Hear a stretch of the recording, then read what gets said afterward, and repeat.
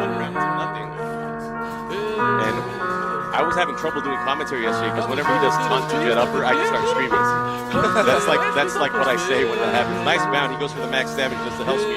Thunder God Fist to the sky. He's also going to have positioning. Oh! And that was a great option there for Poke Chop. One of the faster moves, and it does have built-in rush frames. That's right. 14 frame knees, double hit, knockdown. And tons of range. Yes. Also, nice follow-up if you do it against the ball. Nice counter hit.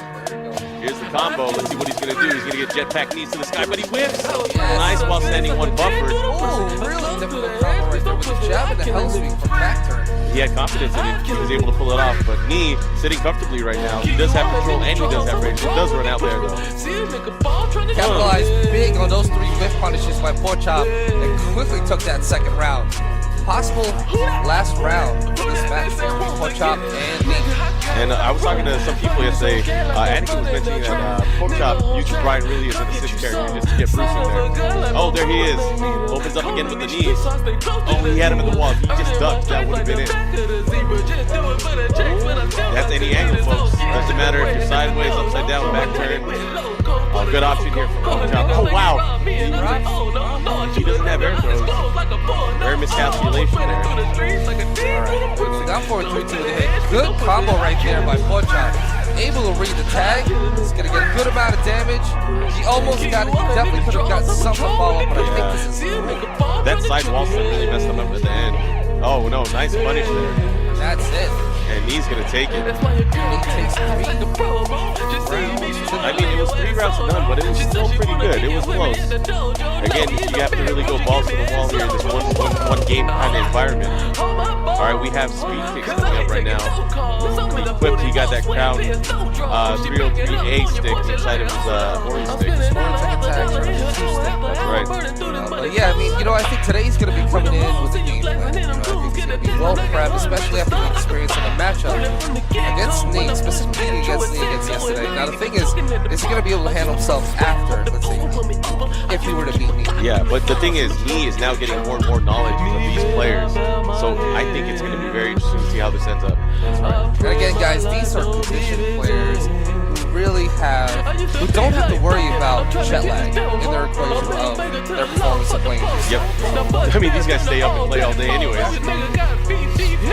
So let's see how it goes. So Jin and Hwarang for speed kicks, a young genius within the Tekken community. And also in real life. 16, I think, is about to graduate from college. Yeah, man. Doing a lot of good things. Putting in work before he gets stuck in the real world. Right. So gotta get the games in. If things don't turn out for him today, he's still gonna be yeah. And then he's gonna sponsor me. All right, here we go. Speed kicks.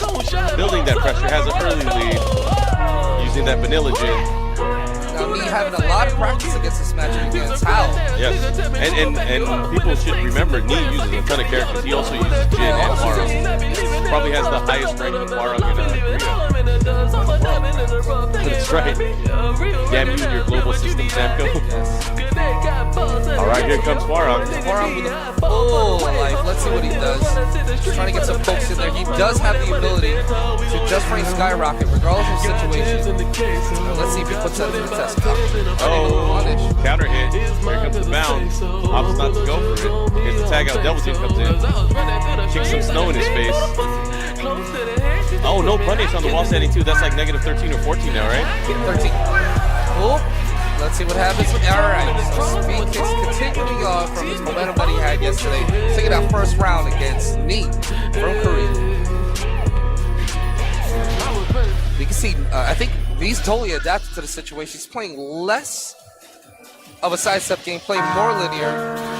And he's going in. We noticed yesterday he wasn't using the laser cannon at all, but now he's poking with it, trying to fish, get that duck. Also built in that. Oh, that helps. Nice step while standing 4-4 right there. This is going to be it. You know what? A lot of the U.S. players, they're not as conditioned as the international players, where they get up and just not press the button. And that really plays into the cards of the international players, because they wait and they're ready to punish with either the down 4-2, the electrics, or whatever it may be. They get that critical launch. Right now, speed kicks just being pressured by a lot of these pokes. Not even, Knee not even attempting to launch or to anything just yet. I think he's saving it for Jin right now. Trying to turn this into a 2v1 as early as possible. Oh, he had countered it, but he didn't cancel the forward 4 to crouching demon step. Now forward 3 attempt to get a stun right there. No throw break by knee. Both players is still anybody's game, really. Nice block. And a delay pop kick. Maximum punishment right there. Okay, he opts not to tag out. Oh, he tried to get him there with a soccer kick. I think he was tag buffering as well. Oh, that shoulder and the punish. Alright, this could be it. Let's see if he keeps it simple. Gets the win. Oh, he whips it. Again, it's that last hit. This is going to be on you for a while. And he's going to take it. Oh, man, you hate to see that happen in any game. You have it. You didn't dash far enough. You didn't get the hunting off. Now electrics are coming out. Here comes Knee. Knee is going to capitalize on this. He's not going to mess up his combo. Run up, mix up. That's right. Well over 50% right there. Has to tag out. Needs to get as much red life as possible. Oh, that was an electric attempt right there. That back 3 not safe. It's like negative 17 at least. Doing a jumping jab. Just try to stuff speed kicks out, but he's got a pretty heavy lead right now. More oh, gets kicked in the face. Size of 4-2 right there.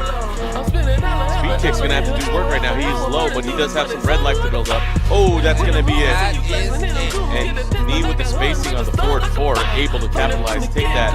Merry Christmas. Who's coming up next from ATL? We gotta see. I have a feeling you're gonna send Beta, but I could be wrong. So far, so good for Team International. They're 2-0 in this match. We could see a sweep. It's been a pretty popular thing. For pretty much every match that we've seen the international team play on stage, they were able to sweep. I heard there was a post-match set against one of the other teams when they played them. I believe it was Tennessee. New York. Tennessee, because it was like over here on the main stage. I think New York just had a bad run yesterday. Didn't make it out. We didn't even get to see him on stream. But I'm moving forward, man. I think Knee's got a pretty good shot right now, just closing it down. He's playing it really hard, doing it really well. We'll take a picture while we're on. Yeah. Oh, they saw us take pictures. But yeah, guys, want to thank you all for tuning in. It's pretty early. I mean, right now, I'm running at 12:37. What time is it on the West Coast? 9:37. It's too early. It's too early. Yeah, it is Saturday. You should be having your breakfast. You should have just come back from the gym.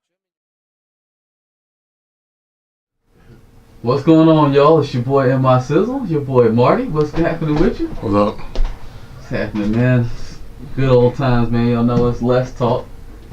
Oh, man, I need to change the damn title to that shit. I didn't even change the title of the shit. Probably say Music Mondays on it still. You know what I'm saying? Well, I've been fucking up. I just came back from drinking, kicking it with a young honey, you know what I'm saying? She in the room, sipping on some hen dog, trying to get it in, dog, you know what I mean? What's been up with you, Marty? What you been up to, my G? Not much. Had a bunch of errands to run this morning. I don't fuck with that nigga Aaron. Yeah, I know, right? And I'm trying to move into an apartment, so I had to go meet with people today. And that's what's up, my nigga Marty. We throwing the Tekken house at his house. could. Marty, you know these niggas. Is not You get a noise complaint. These niggas didn't even go to final round. Yeah, I know, right? Can't believe these niggas, man. But, Yeah, I'm really disappointed about that, actually. It is, but I mean, you know how it is. That's actually one of our topics today, man. Actually, I got these topics going across. These are not the right topics. All right. Yeah, you know what I'm saying. Let's keep this show right. You know what I'm saying. Let's keep the show. Stick with the theme. Yeah, stick with the theme of bootleg is a mug. You know what I mean? Gotta love that. Let me go in here and fix this title real quick. It is not Music Monday. It is clearly Let's Talk Tuesday with Eminem. You think we'll get sued for that, Marty? Do you think that's gonna happen? We'll get sued if we use Eminem? I don't know, actually. Fuck them folks. Fuck them. You messed that title up something fierce. I actually did not. I spelled it correctly. Okay. Where the hell my damn phone at, man? Oh my god. They turned this tilt down something. It's a disaster. It look huge. So Marty, what kind of topics we talking about today, man? You know what I'm saying? What do you have on the mind? Well, thought we'd get started with, final round. Let's talk about it. All right. Well, I guess people's expectations and, was hoping you'd go, a little in depth with your pool. Okay. And see how everything's shaped up there. Alright, well, I'm down for that. I definitely want to get in here and talk about the pools, man. The pools have been crazy. I've been in like 4 different pools. Somehow, all of them ended up with me fighting Saint. So, this last pool might be the most real of all the pools I've been in. But I'm going to just have to navigate my way through it. You know what I'm saying? It's just how it's going to have to be. I've never been one that shies away from, playing anybody. You know what I mean? If I get scraped up, then I get scraped up. But I don't think that's going to happen to you, boy. Not your boy in my sizzle, okay? Okay. I'm definitely going to go there. I done spent all this goddamn money. Whole lots of it. For a tournament, I got to at least make my money back. You know what I'm saying? If I don't get my money back, what am I doing with my life? And the stream, the stream only wants me to goddamn prosper.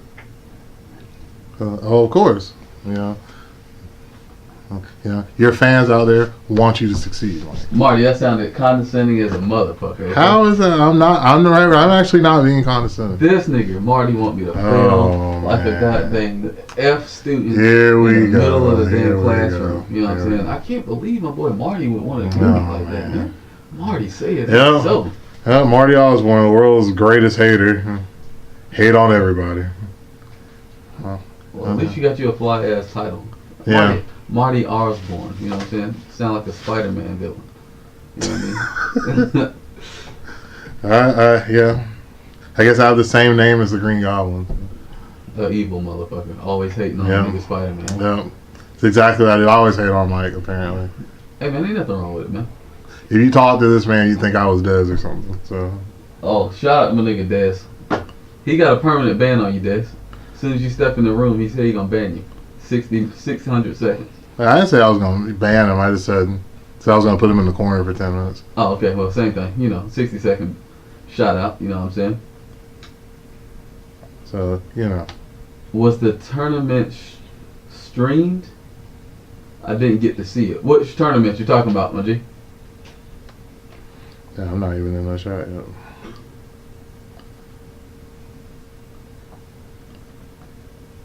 Let me get these topics rocking. We got plenty of pre-production, you know what I'm saying? You see how we doing this pre-production? While on the show? Oh, man. The realest it can get. So organized. Super organized. It's the way we roll. 100%.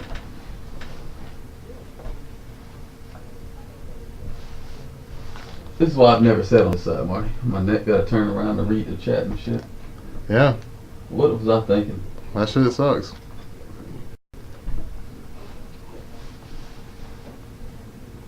Oh, that's my boy goddamn Barblade and Mobley. What's going on with you, my G?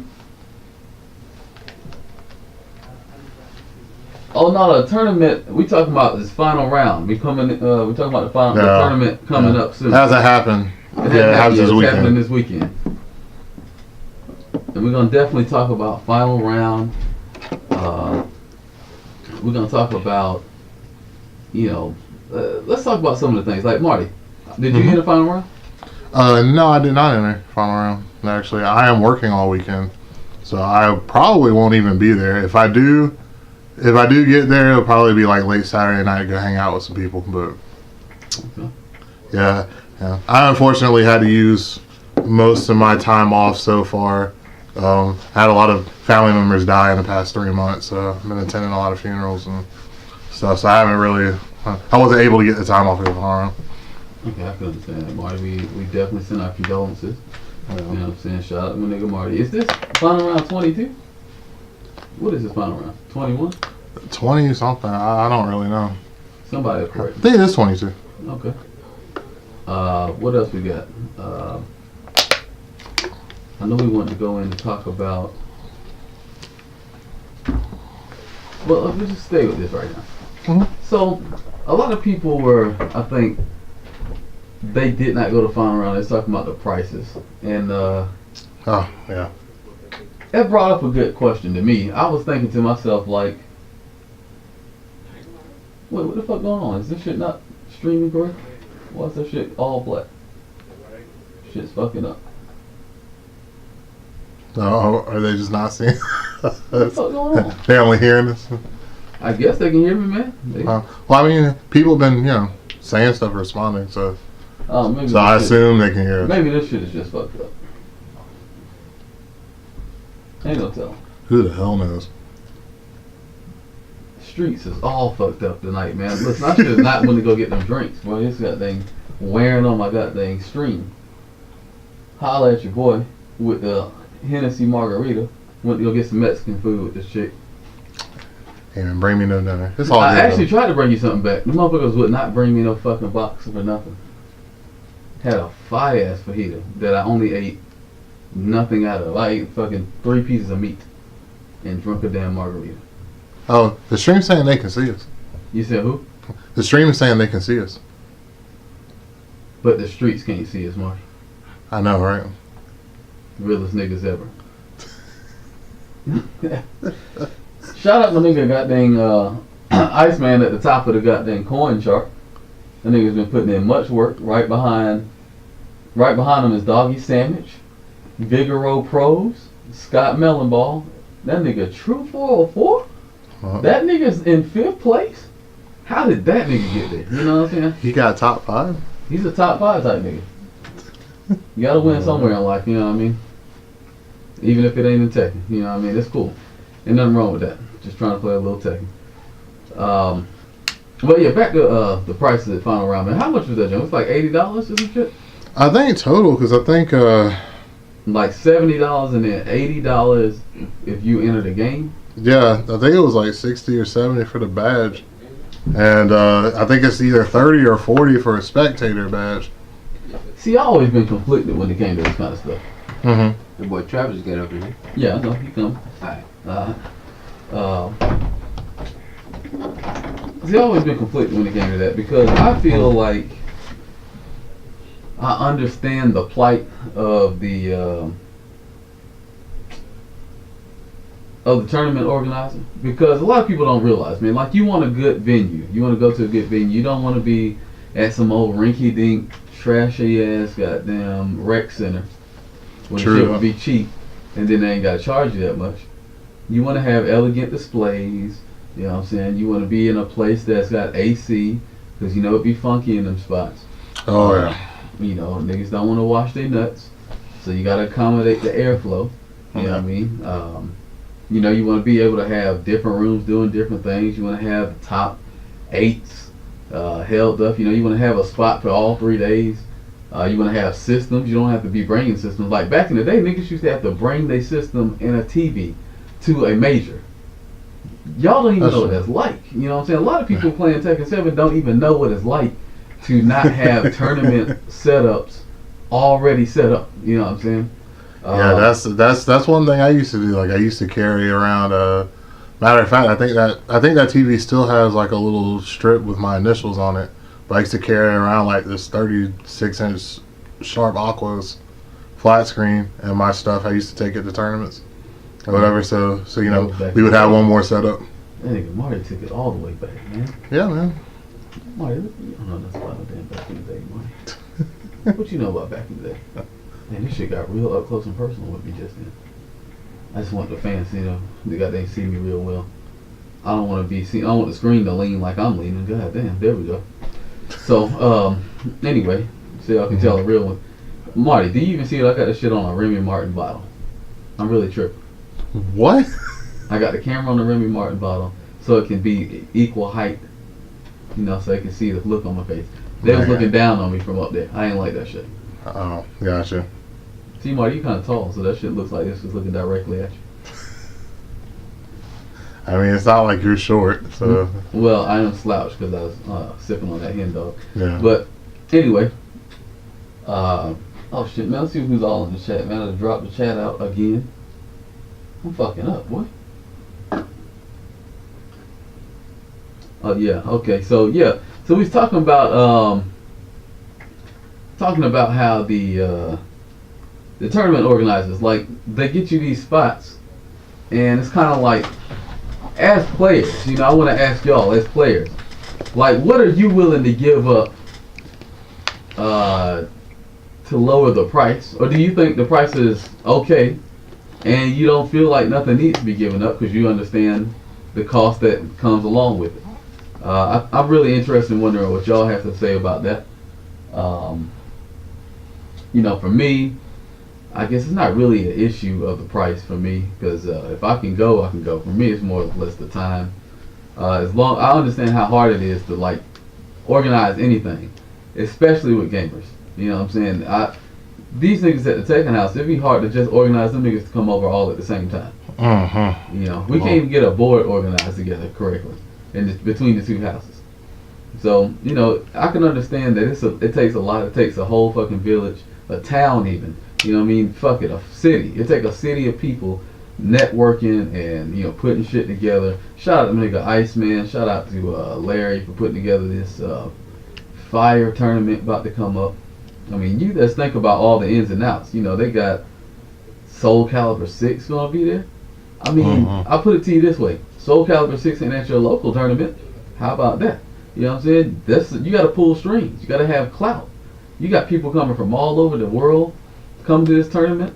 You got TWT cranking up here at this tournament. I mean, it's the things like that we don't really think about. Like, man, you got to do something to draw attention to your tournament so that your tournament is worth coming to. And unfortunately, sometimes that may come with getting a venue that might be a little more costly. But, you know, at the end of the day, it makes for a better venue in my eyes. I haven't ever been to a venue. I know I went to KIT and it was a pretty good venue. I enjoyed it myself. It ran pretty smoothly. You know, the top 8 was good. They had the stage and whatnot. You felt like you was really special, and you know, I think Final Round definitely will deliver. It always has been a pretty good tournament series to me. Ever since I've been playing video games. I know I dropped out for a little while, but it's never disappointed me. I'm looking to participate this weekend. I don't see that it's going to necessarily be any worse than it has ever been. I look forward to being probably the best that it has ever been. But that's just me personally.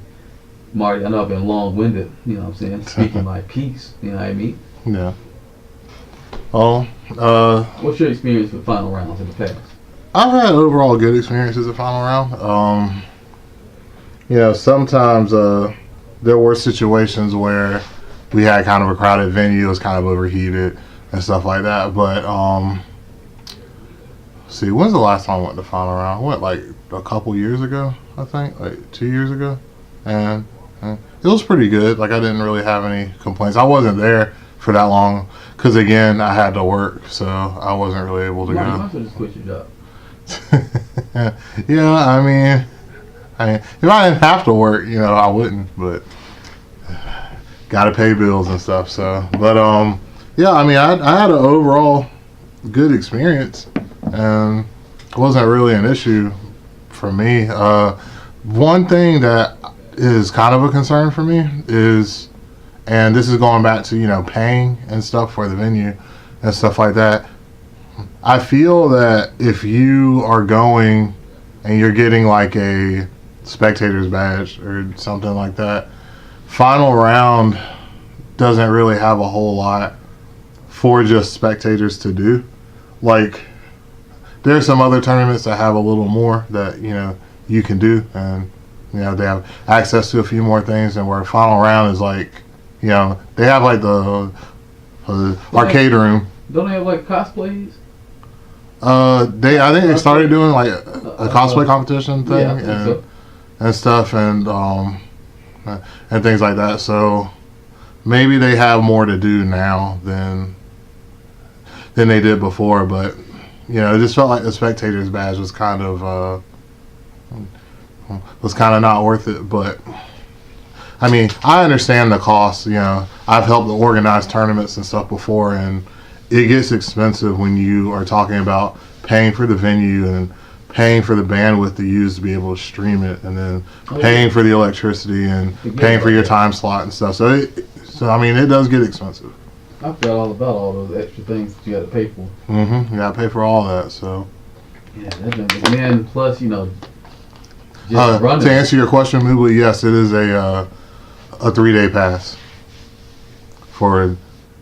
I think it's 70, and then was it 10 per game? Or was it 20 per game? 10 per game. 10 per game. Depending on what game, I guess. I guess it depends on what game. Oh, well, yeah, you can call in, I guess, Ice, if you want to call Mike. I probably need to call you because he ain't gonna be able to talk on my. He can only talk on my phone. He can't hear me. Oh, okay. Well, yeah, you can call me then, Ice. But yeah, I mean, there's a lot of different costs involved in it, and I mean, plus the tournament organizers want to make a little something too. So yeah, it's got to be worth the while. Otherwise, I understand everybody want to give back to the community, but that's like a big venture. A lot of people don't think about how much it costs to run a tournament. I mean, just think about if there was 50 setups, right? You know how much 50 PlayStation 4s cost? Yeah. How much 50 TVs cost of any kind? Even if you got $100 TVs, that's $50 TVs. That is not cheap. And you gotta keep them up. You gotta make sure your PlayStation's running. You gotta buy a copy of every single game. So you buy every game 50 times. I mean, all of that stuff adds up very, very fast. So, even with me here at the house, I got a couple PlayStations, I got a couple TVs, things set up here. I got multiple copies of some of the same games. That junk is expensive for me, and it's only like 2 or 3, I could imagine having to run 50, 60, 100, 100 plus units and setups, and having to run Tekken on every single setup. So I gotta buy 100 Tekkens. Oh, and I gotta buy 100 Street Fighters. I gotta buy 100 Dragon Ball Zs. And I gotta keep up with all these shits. I could only imagine that, that is an amazing thing you got to really deal with. And I tip my hat off to all tournament organizers. You know what I'm saying? They do great work out here. They put on great shows. They have prizes for you. They bring good entertainment. They bring the community together, bring a place where everybody can come and chill, recognize, and show off their skill. Now there's a price breakdown here that Iceman gave us. So it's $10 per game. The original entry fee was $30, and it went up to $50 after 3 months, and then $70 the last 2 months. So if you register earlier, then you got a discount. And they have a clear bag that you have to carry your stuff around in, and it was free. You register, it was $20 outside of the registration period. And on top of with all the games that you said, and also there's another good point by Iceman, you got to get the DLC also most of the time for the games, because they have characters and stuff that people play in tournament, stuff like that. So you got to buy all that stuff on top of the games and the systems and the television. Do you know how much Dragon Ball Z costs with all the characters? $109 or some shit. Times 100 PlayStations or some shit. Yeah. Bruh, there's going to be 500 people in this damn tournament. They're not running that shit off 2 PlayStations. Yeah. If they are, we might as well draw this junk out to the end of the month. Okay? Because niggas, they already take a long ass time to play Dragon Ball. That shit takes forever. Yeah. That's definitely a longer game than I thought it was going to be originally. Everybody pressing one button till they get that shit right. You know what I mean? I don't know. It's rough, man. I mean, but like I said, it's ups and downs to each side. I mean, as a consumer, obviously, a consumer always wants the shit to be the least cost. Oh yeah, most bang for the buck. But sometimes you have to realize that maybe the bang that you're getting is the most bang you can get for your buck. Not to mention, I mean, if it was $30 to begin with, and you waited till the end when it went more expensive, I mean, that's only on you. Mm-hmm. Hell, like myself, I can't blame anybody. I live in Atlanta, so I could have been registered for $30. If I waited till it got to fucking $70, then whose fault is that? That's me. I know the people. True. True. And I mean, you can't really blame the organizers, I don't think, when it comes to stuff like that. Because, it might be steep, but, they gave you the chance. They have to get the stuff ready. They can't wait till the day you get there and pay like they've done in the past, because, then you still got to fill out all the brackets. Imagine 500 people show up at the door and they got to fill out brackets for 500 extra people, and still make sure that you're not playing your homeboy first round, and still make sure that the number 1 seed ain't playing this number 2 seed, and taking out the hardest competition right at the beginning of the tournament. Like, it's a lot that goes into it. And I know you've seen that the brackets have changed a lot in the tournament for final round. They may still be changing. I don't even know, because there's so much that goes into it. Speaking of brackets, we're going to go into the brackets. My bracket, I'm going to talk about my bracket as it stands right now. Okay. And why do I feel like I'm spelling violence wrong? That shit just looks fake. You ever looked at a word and spelt it so many times, and then that shit just seems like it's not real anymore? Or said a word so many times that you don't think it ain't real? I was going to say that happens a lot when you say a certain word a whole lot of times. Like, your brain starts to focus on breaking it down like by syllable, and then it starts to kind of lose meaning as to what the word is. Like, if you just keep saying it constantly, it's kind of weird how the human mind works. There sometimes. Is that called Pere-vu, I think? I know there's like 4 vus. There's like the deja vu, Pere-vu, Harvey-vu, and something else. And one of those is what that's called. I can't remember what it is. Hey man, somebody find out what that is. You can win Sims' burnt up jacket. How about that? You want a burnt up jacket from Sims. What a prize. You get the actual jacket that Sims almost killed himself in. Yeah, so. almost set himself ablaze. Sims almost got blacker. It almost. Which is crazy. It's crazy. It's nuts. That man Sims almost became Fidel Blackstro. Okay, really super dark with it. You know what I mean? Shout out my nigga Sims doing all the relax moves in real life. How that kid looking, Sim? I think we might have a winner. Uh-oh. Moodley. What did he say? Hold on, Moodley. Is that what it is? We need a fact checker. Fact checker. I'm about to fact check. Oh, you fact checking right now? I'm about to fact check. Allez-vous is what he's saying it is. Allez-vous, okay. Holla at your boy. Uh-oh, I see. Is that who I think that is? Is that Miss Carr? I just seen your name pop up in here. I can't really see her name. Oh, I seen. The phrase form user players can join. What's going on with you, girl? What's happening? Just in here talking about this tournament and stuff. You know what I mean?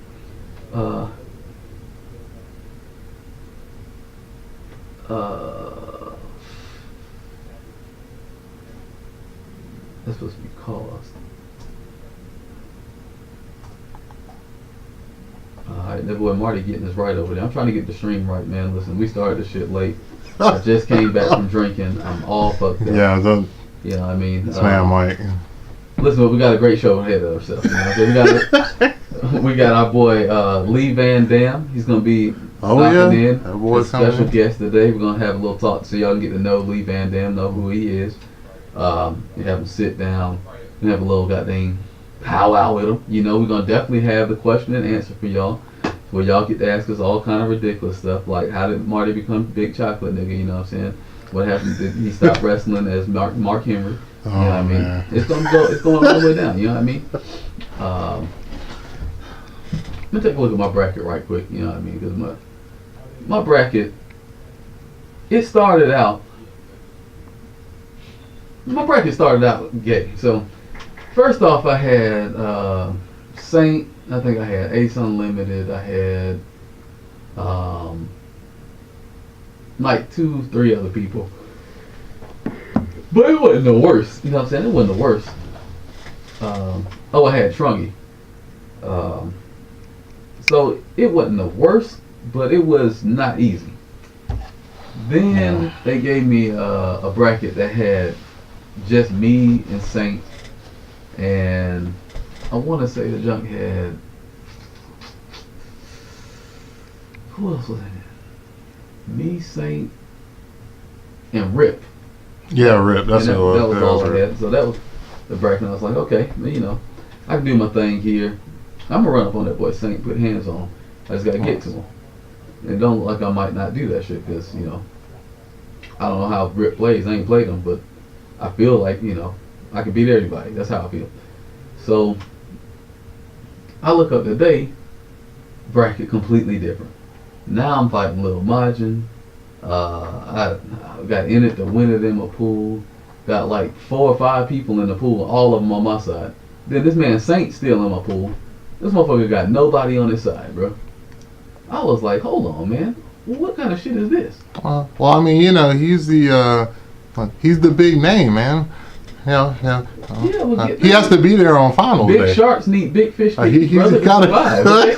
Let me get the minnows, bro. Let me get the minnows. And then once the big shark comes around, I'll choke his ass out, throw him on my boat, take his head off, plant it on my wall. You know what I mean?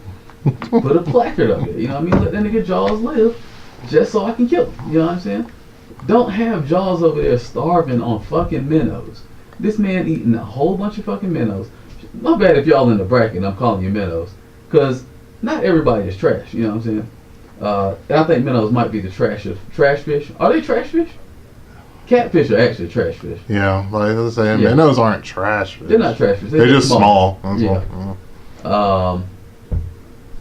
You know, but they got me in here with, you know, I'm not in there with a whole bunch of sharks. You know what I mean? But, you know, there's some dolphins and some shit in there. You know what I'm saying? There's some dolphins at least. If nothing else, there's some goddamn dolphins. I think I might have seen a swordfish in that motherfucker. Let me look at my bracket real quick. I can tell y'all who all in my bracket. You know, I'm gonna have to be like that nigga Gordon. You know that nigga Gordon? Like Gordon. Yeah. The Gordon fisherman. The Gordon. I'm having to come in with my yellow. Oh no, the yellow rain jacket. Wait, who the hell is the Kupo people? Anybody know the Kupo? Kupo? No. I see 6, 7, 8, and now I'm spotting 9. You want to call in, Cuddle? Like you were supposed to. Okay. You know what? Okay. Cuddle Core wants to call in. Oh, okay. She want to call in. Let's see, how can I get you in over here? You can call in. You can call my phone. You won't be able to hear me talk back to you, so you're gonna have to make. I'm gonna have to ask you a question. I mean, you're just if gonna she's have to on the answer. stream, then I guess it won't matter, right? Huh? I Yeah, said as long as she's. she's on the stream, it's cool. Yeah, she's on the stream. She's gonna be a so- little delay, but it's cool. Call on them, little mom. Let me see who all in my goddamn. I can't see who the fuck was in my shit. My shit went from Friday at goddamn 2 o'clock till Saturday 6 o'clock in the afternoon or some shit. Which I ain't worried about that shit. They just give me more time to warm up. She said she'll call in a little bit. Okay, alright, that's cool. Who else? Damn, nigga, they took me out this pool too. Shit. Did your pool change again? Oh, I probably just ain't found that shit yet. Oh, yeah. Oh, hell That shit's so far down, I gotta get to it. Oh, okay. So, I found my pool. So, on my side, I got Isco, Oh, this shit changed right in front of my eyes? Okay. I got... Oh, man. Somebody calling me from Ohio. Hello? Hello? Oh, shit. Hello? I'm not hearing nothing. Oh, okay. Okay. Hold on. I'm going to put you over there by the sound speaker. Wait, no. I was just saying, like, if something just happened, I'll be back, but, like,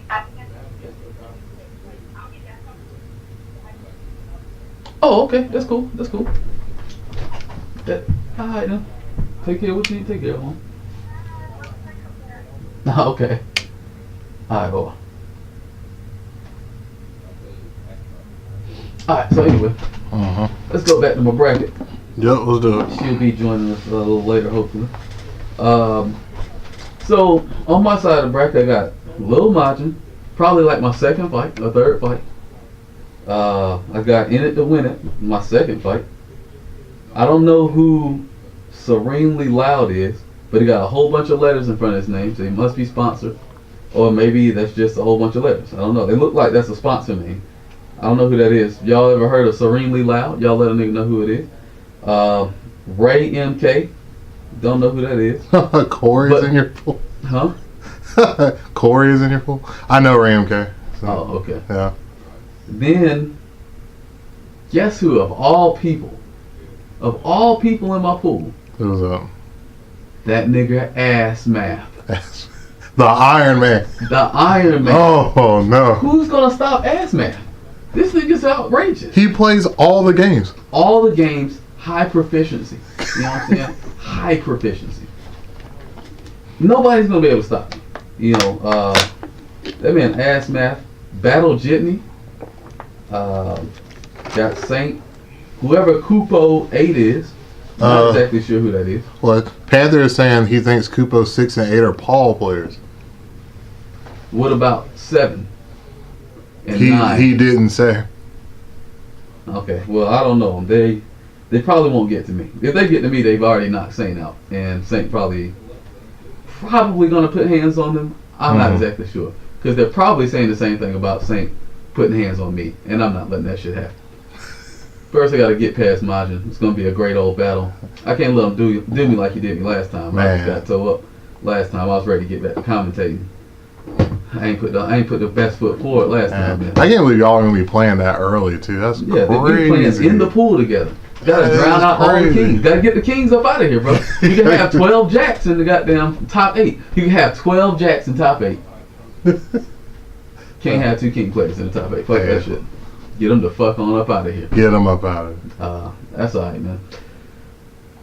Hey yo, what's going on, Hopefully Los? make a comeback from the losers bracket. You know what I'm saying? That's confidence talking, not common sense. Confidence. Okay. Yeah, sometimes you gotta do it. Sometimes you gotta throw your homies under the bus. I had to do that one time at final round. Oh, you ran up on me?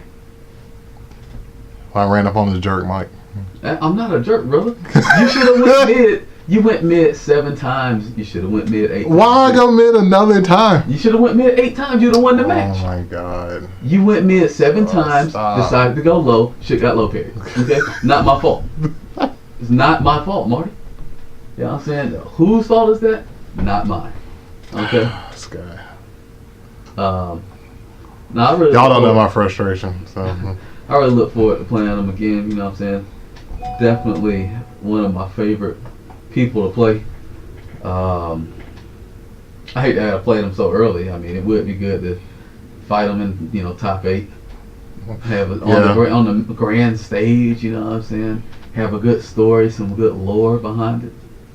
When you drown your homeboy in the pool, it's like there's no lore to be built up. Nigga came out the pool, stepped on the goddamn sidewalk, broke his ankle, motherfucker fell back in the pool and died. You know what I'm saying? That's nobody wants to hear that story. That's not interesting. that's quite the story. That's not a good story, brother. You know what I'm saying? It's really not though. That's a whole Like I would like to see a match like that much later than pool play. Like I don't. But with that being said, you can't really ask for a lot because all of these pools, all of them are ridiculous. I hadn't seen a pool that had nobody in it. You know, every pool's got international player in it, Mm-hmm. or it's got a top domestic player.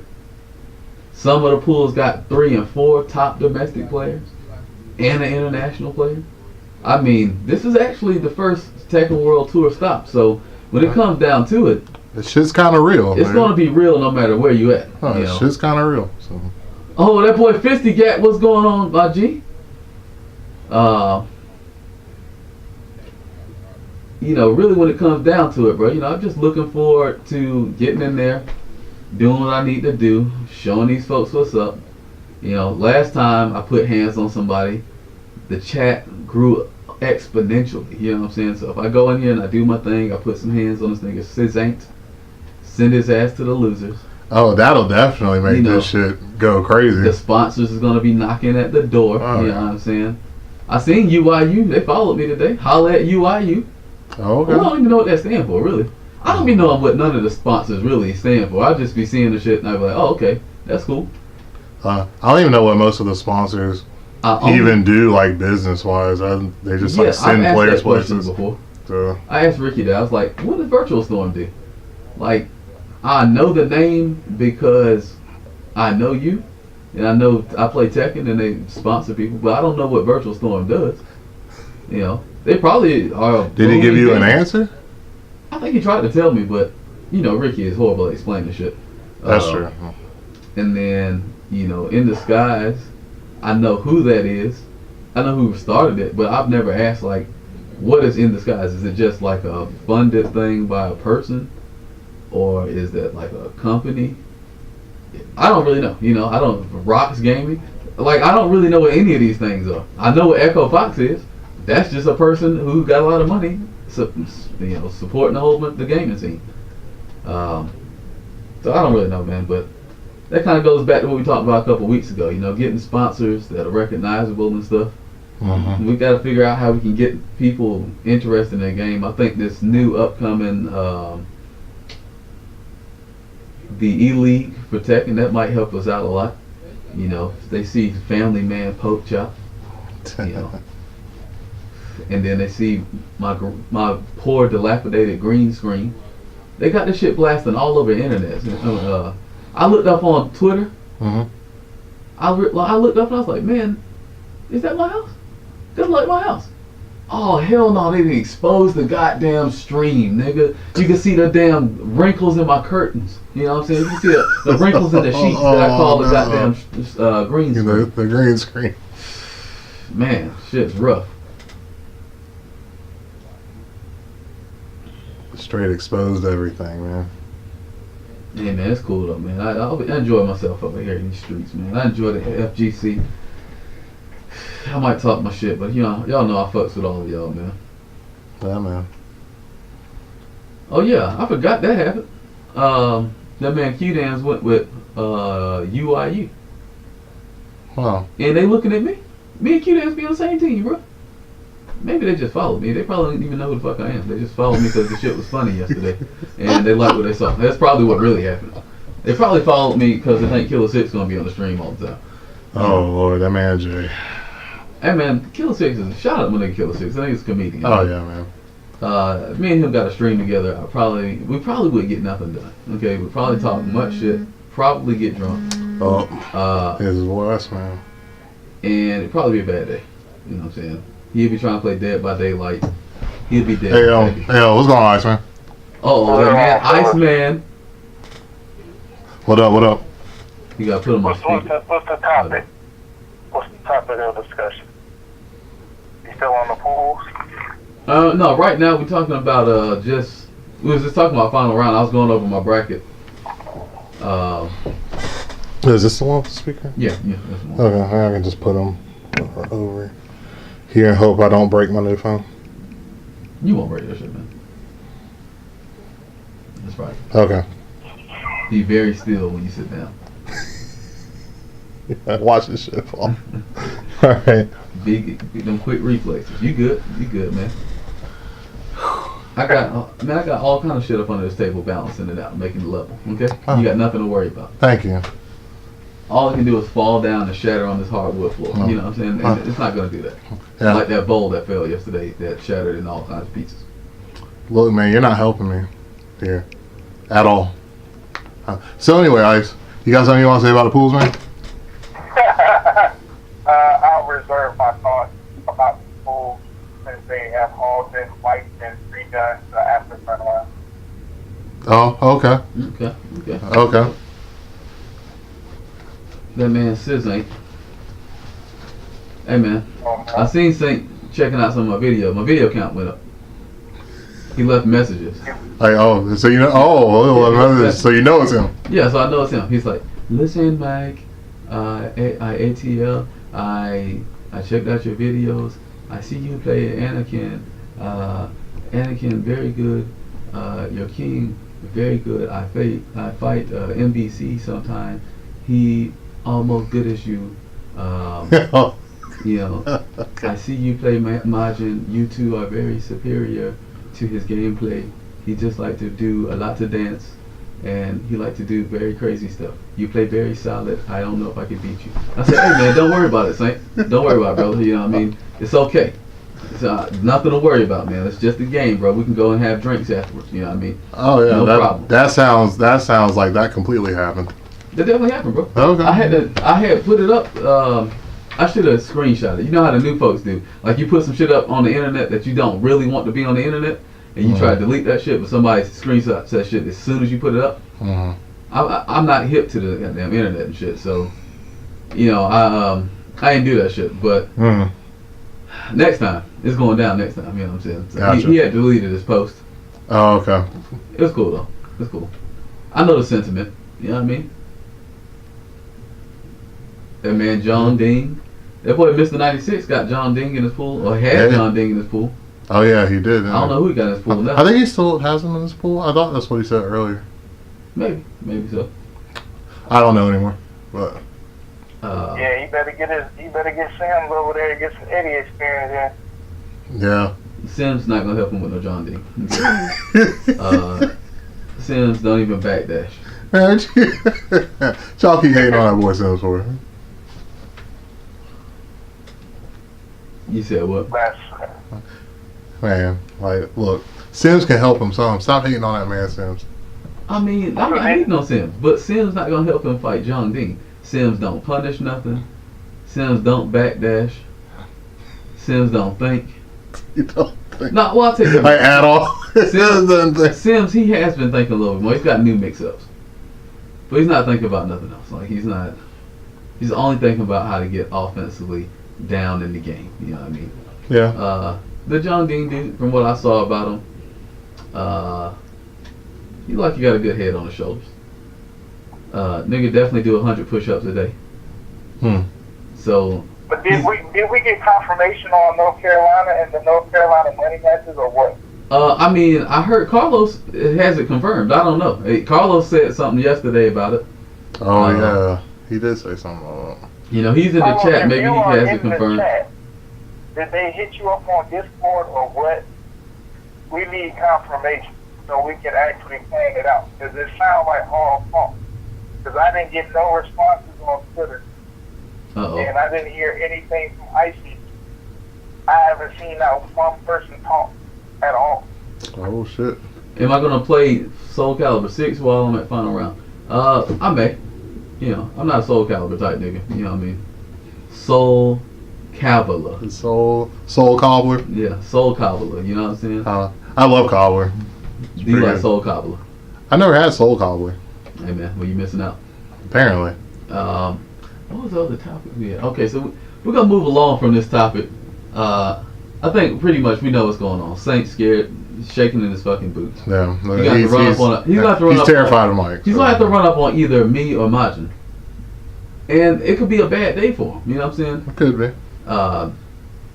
You know, I hate to say it, but he might not be that dude against goddamn one of us, man. You know, he like to duck a lot. So you're saying this man might not know how to fight King properly? I'm not saying he don't know how to fight King. I'm sure the man knows how to fight King. He might not know how to fight no niggas, okay? He used to fighting his homies, you know what I'm saying? They fight him with a little honor, they're a little upset, a little scared of him. You know what I'm saying? Niggas like us, we're not goddamn intimidated, brother. You know what I'm saying? It might just be a bad day for him. Could be. He might pull that Eddie out. Oh. Does he still play Eddie? He played Bob, don't he? Bob, Eddie, and Jack. Jack. He might get jacked up. I ain't no telling. All I know is I'm looking forward to putting hands whoever's in my path. If y'all happen to be in my bracket and you run up on me, no hard feelings, you know what I'm saying? Don't hurt me too bad, you know what I mean? Don't try to pull my controller out the damn socket. You know, I don't want none of that shit going down. You know what I'm saying? Don't try to cheat me to beat me. It ain't online.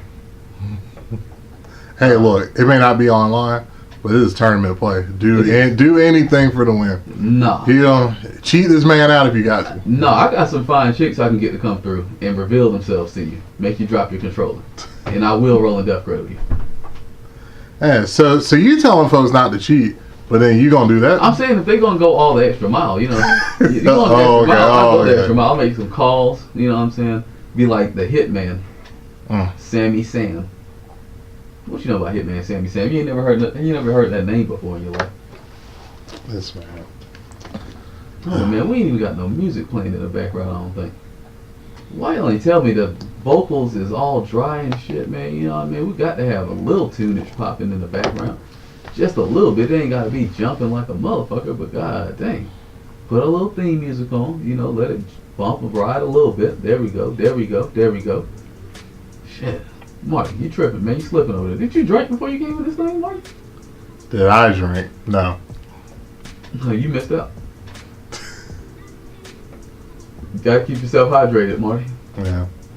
Alright, so next we're gonna talk about violence in video games. You know, Marty, you can get us kicked off on this topic. I know you brought this to the table. Yeah, I guess so. So we can talk about it for a little bit. But you know, with all the mass shootings and things going on now, we're taking an argument a little retro back to the 90s when people were trying to blame video games and violent video games for people committing these violent acts.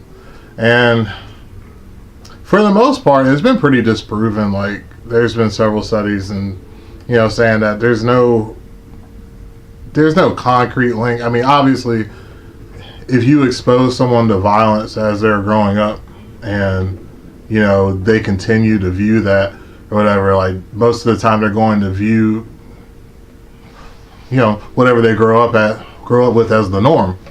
But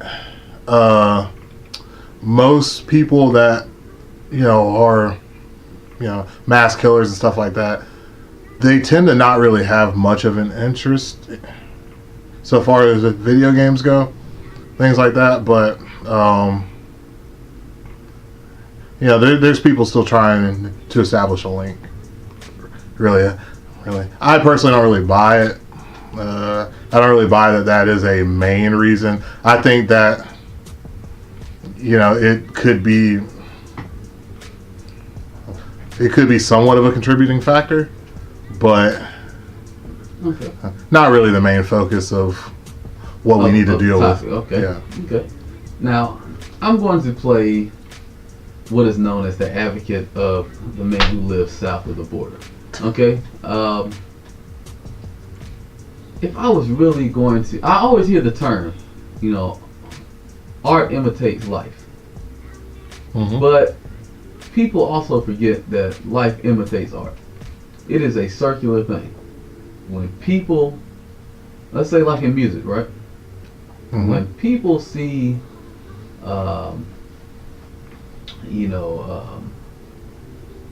music videos that are, you know, showing off jewelry and a particular lifestyle, and they are, you know, holding it up on high,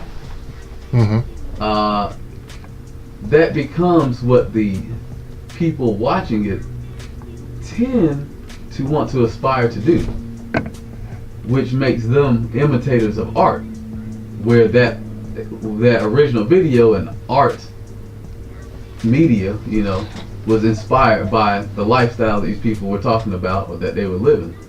So I do think it's full circle. Do I believe video games lead to people going out and causing mass murder? No. Okay? If anything, they just make niggas salty and break a whole bunch of PlayStations. Okay? That's really what's going down. People who get salty in video games not gonna go shoot up the game. They're not gonna go shoot up the school. These motherfuckers probably don't even go to school. They quit school to play the goddamn video game. Okay, these motherfuckers do not be thinking to themselves, I'm about to go play Grand Theft Auto. You know what? Niggas is getting shot in this goddamn Grand Theft Auto. You know what, man? Fuck it. That's it. I gotta go shoot me a hooker on the street. I don't think that's the mindset of people. What I think also that nobody ever pays no attention to, and it may be because of the prestige behind it, you never hear this about movies. Well, you very rarely hear this about blockbuster movies. You may hear it about like a independent movie that nobody's trying to push, and how, oh, this movie's so gory and so disgusting, and you know how this movie could be not good and suitable for young minds because it could be influential. But you know, Avengers kill people all the fucking time. These motherfuckers actually be breaking all the fucking laws, stealing cars, wrecking people's cars, smashing into people's condos and homes. They never talk about that shit. You know what I'm saying? Now I thought you were playing Devil's I played Advocate. it, and then I realized I don't fuck with that nigga. You know what I'm saying? I was playing Devil's Advocate, but I don't fuck with this shit. You know what I'm saying? I was trying to be on the side of being like, listen, you know, these niggas just out here imitating what they see in the goddamn street. It has some effect, like all things in the social, in the world of social media. You know, the way anything that passes by your face is gonna have some influence on how you think and what you think about stuff. The idea that you could play a game, I'll put it to you this way. I don't see niggas doing a lot of hell sweeps in the streets. Come on. You know what I'm saying? I don't see niggas out here trying to do hell sweeps. I don't see niggas out here trying to uppercut niggas with light bulbs in their hand, hoping that electric comes out. Man, that one stunt guy who's been doing all the tagging stuff. His name, I forgot his name. Eric trying something. to get views, okay? That nigga's trying to get views. He's trying to make Talking money about off Eric this shit. Jacobs? Yeah. That nigga is not in the streets Eric. picking fights with niggas Eric Jacobs. at the beach. You know what I'm saying? This nigga's not at the airport trying to pick fights with niggas. You know what I'm saying? This nigga is not, he's not perusing the mall, the Shinjuku, trying to beat the brakes off folks with hell sweeps. You know what I mean? This man is only showing off martial video arts games skills. have been the cop out since the 80s. A lot of people don't remember this. I guess, you know, we all close in the 80s, but video games have been the scapegoat for these issues for quite some time. And in America, it doesn't boil down to one or two things, but it does boil down to a basis of a couple of things that Americans don't want to address, and certain type of Americans don't want to address.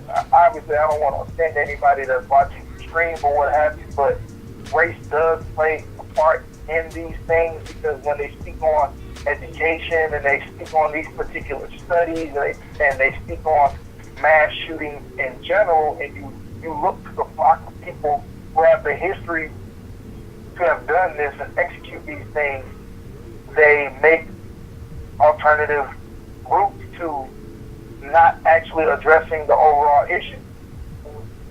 In the late 90s, early 2000s, you had artists like Eminem and Khalil Fali that actually did music on these subjects about Middle America and how they saw children there and how they saw episodes of these types of situations there, and how they masked them, how they ignored them, how they swept them under the rug or what have you.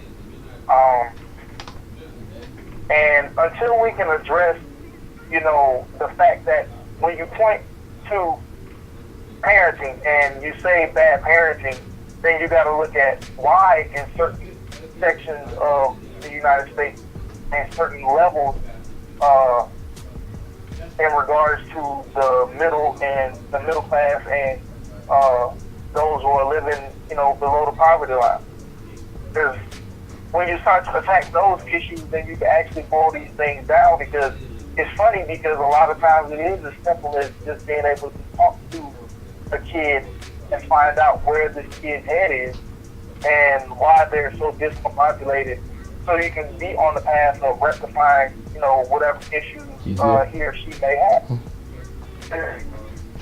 Now, see, like, that's I agree that video gaming has been a scapegoat for these issues for quite some time. But in particular with mass killings or whatever, crime normally follows poverty. So like normally where your communities are poor is where your crime is increased.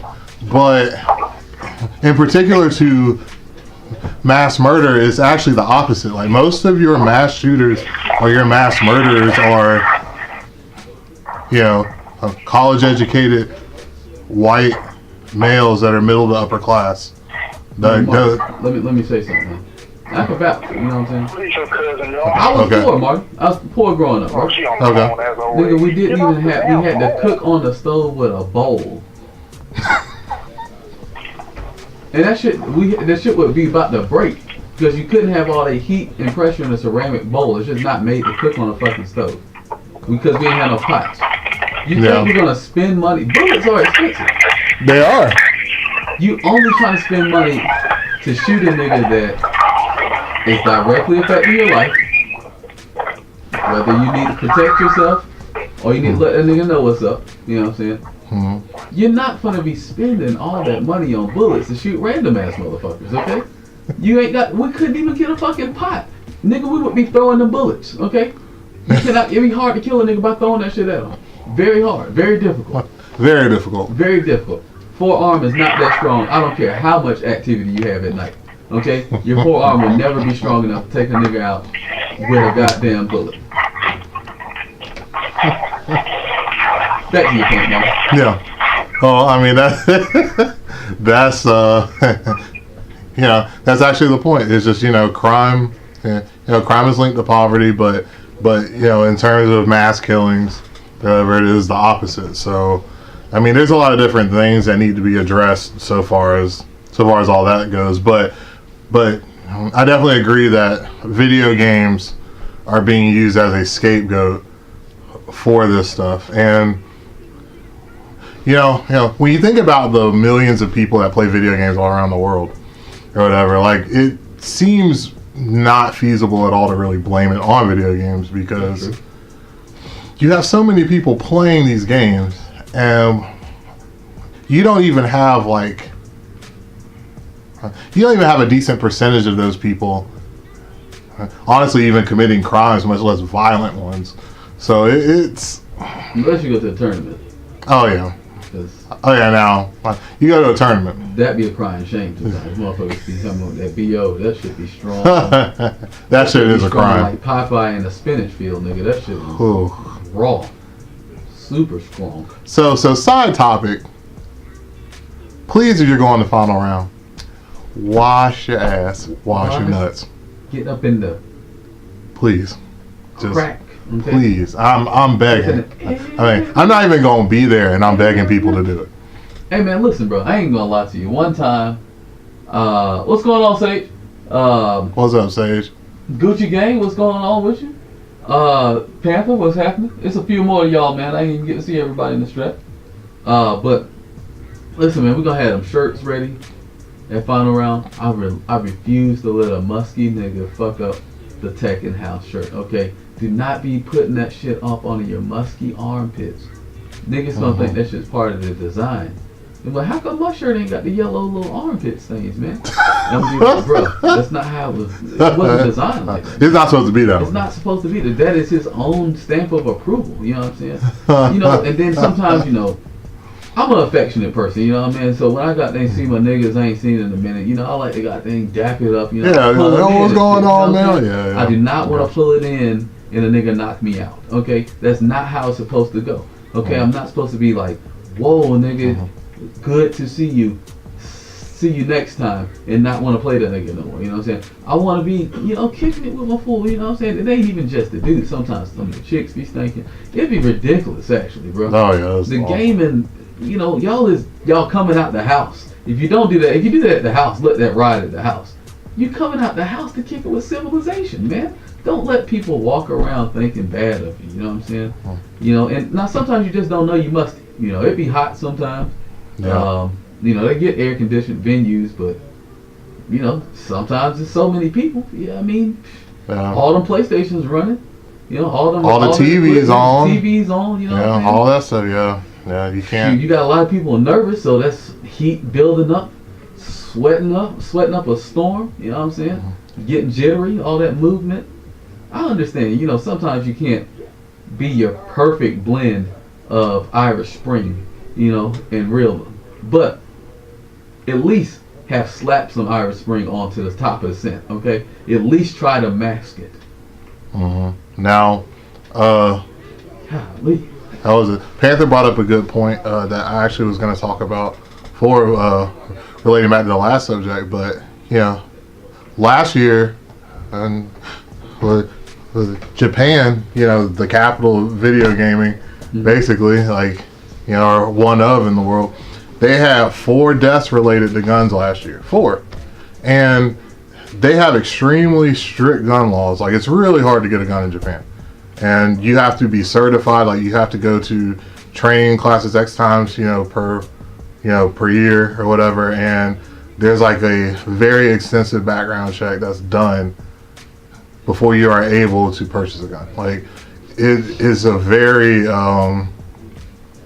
very strenuous process in order to own a gun. And so hold on. To be fair, the motherfuckers got them hentai games. And they, I'm not saying that they're not weirdos. Like, they're the first people to have the sex robots. Correlation or causation? Y'all let me know. Look, not saying that people aren't weird. I'm just talking about the gun issue, Mike. Them niggas kill rats and cats. How you feel about that? I don't feel any particular way But about that ain't it. Japanese folks. Who is that? That's that thing, the Vietnamese people? What are you talking about? The cats and the rats, man. What, for like food? Yeah. That's like an old Chinese thing. That's not the Vietnamese thing. I can't remember, man. Listen, it's all the same. Oh, no. Vietnamese people, they got the pho. The pho. How you spell that shit, pho? And that shit is P-H-O. Because there's an accent above the O. Bruh, I ain't never seen no language. accent with the O sound like that. Okay, stop. Pho you mean? Please. This man. I'm gonna start a restaurant called Motherfucker. You know what I'm saying? But it's really gonna be Motherfucker Georgia. Yeah. People gonna fuck with it. Hey, yes, I agree. If you're using Axe, Axe is not air freshener. It does not function in the same. It doesn't function with the same purpose as air freshener. Like, do not use Axe as air freshener. I will spray a nigga with some Febreze. Well, see, Febreze is different from Axe. Like that's different. Like, I'm saying I'm going to mask them niggas down. They're gonna be having a shirts on with the pits things. I'm gonna be like, hey, listen, man, this comes with the shirt. Hit a nigga right in his goddamn cerebellum. That's right, inside his head. I'm gonna hit him with that shit inside his head. okay. Cerebral gonna be all straightened out. Oh man, you guys had a guy that wouldn't take showers when you were deployed. Jesus. Why? Like, why wouldn't he take showers? Is it wait until he went to sleep and hosed him down? Hey, That's great. This is a great side point. Listen, don't be funky That's flying great. around, because we will come on here and talk about you on Let's Talk the next week. Oh, definitely. I'm taking pictures. Putting folks on blast. Yeah, taking pictures. But listen, bro, we told you last week before you came to the tournament, wash your ass. we was gonna talk about you. Oh, definitely. And now we gotta talk about you. You know what I'm saying? Yeah. You ain't gotta be the freshest motherfucker there, you know what I'm saying? You ain't gotta come there in your J's. You can walk around in your pajamas. Just make sure you wash them motherfuckers. You know what I'm saying? Make sure that your balls is not something I smell before I see you. You know what I'm saying? I don't want to even know that your balls stink. I shouldn't smell them motherfuckers. Okay? I don't even want to know you got balls. Oh, okay. You know what I'm saying? I don't want to come into the house of the goddamn realest gaming experience and be smelling baloney. You know what I'm saying? I'm not trying to smell that shit. That shit is awful. Oh, Every single rancid time. bologna at that, you know what I'm saying? With the mayonnaise caked up on the side, been out the refrigerator for a couple of days. Niggas Yeah. not trying to hear that. Like, it's awful. It's awful every time. Truth, you said you never been to a big tournament like that.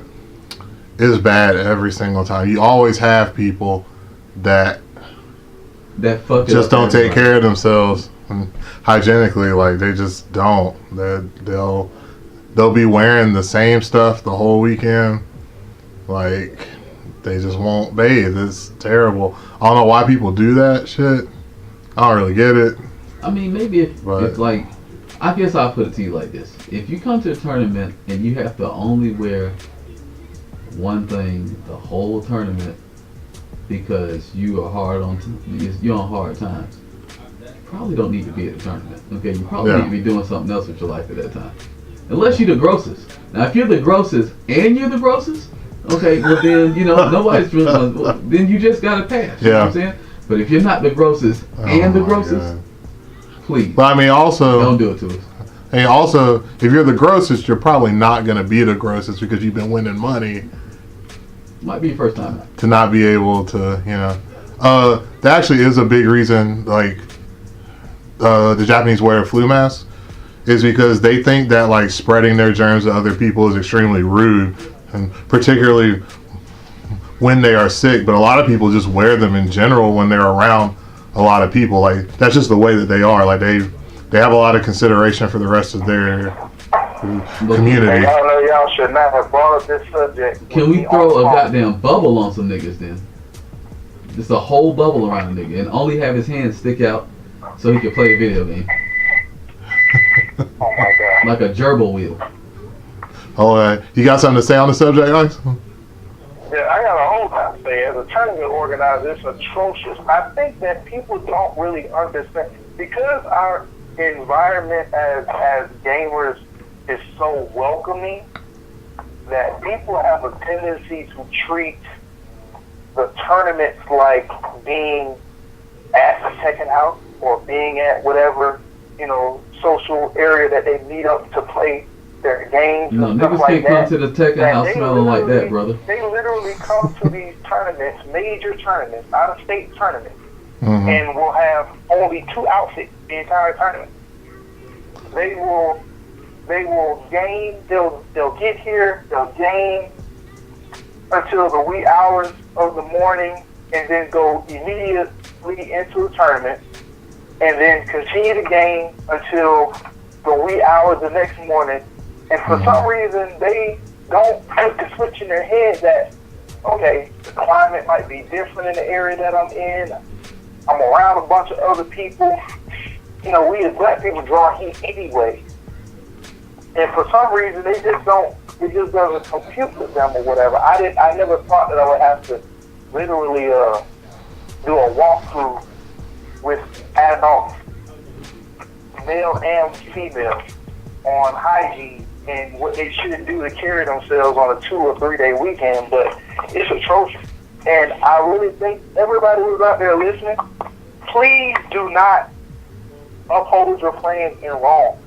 Be the first ones to pull your friends and associates to the side and let them know when they are smelling a bit ripe. Please. It's for their own good. Yeah. If they feel bad about it, they feel bad about it. I mean, but at least they will get over it and prepare themselves better the next time. Well, I mean, you can just think of it like this. Like, it's better if your friend lets you know that shit than, like, some random ass strangers coming up and be like, oh, man, what the hell is that? Than me.